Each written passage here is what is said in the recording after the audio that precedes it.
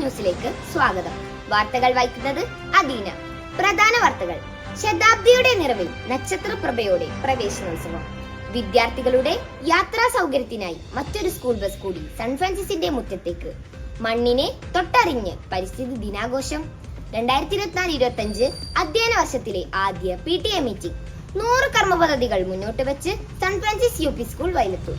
വാർത്തകൾ വിശദമായി. വിദ്യാർത്ഥികളുടെ നിറവിൽ ജൂൺ 3-ന് സെന്റ് ഫ്രാൻസിസ് സ്കൂളിന്റെ പുതിയ അധ്യയന വർഷത്തിന് തുടക്കമായി. PTA പ്രസിഡന്റ് സുനിൽ വൈലത്തൂർ ഉദ്ഘാടന സന്ദേശം നൽകി. പ്രധാന അധ്യാപകൻ TA ഫ്രാൻസിസ് ആശംസകൾ അറിയിച്ചു. പ്രവേശനോത്സവത്തിന്റെ ഭാഗമായി എല്ലാ കുട്ടികൾക്കും മധുരം വിതരണം ചെയ്തു.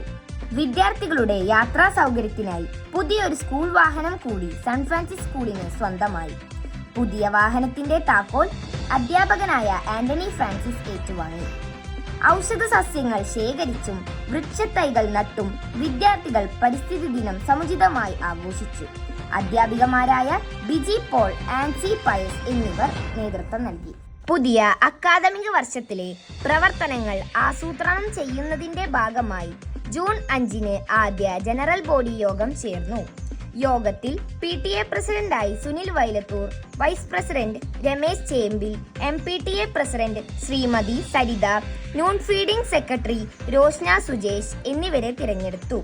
ശതാബ്ദി ആഘോഷങ്ങളോടനുബന്ധിച്ച് 100 കർമ്മ പദ്ധതികൾ മുന്നോട്ട് വെച്ചുകൊണ്ടായിരുന്നു സെന്റ് ഫ്രാൻസിസ് UP സ്കൂളിന്റെ ആദ്യ ജനറൽ ബോഡി യോഗം.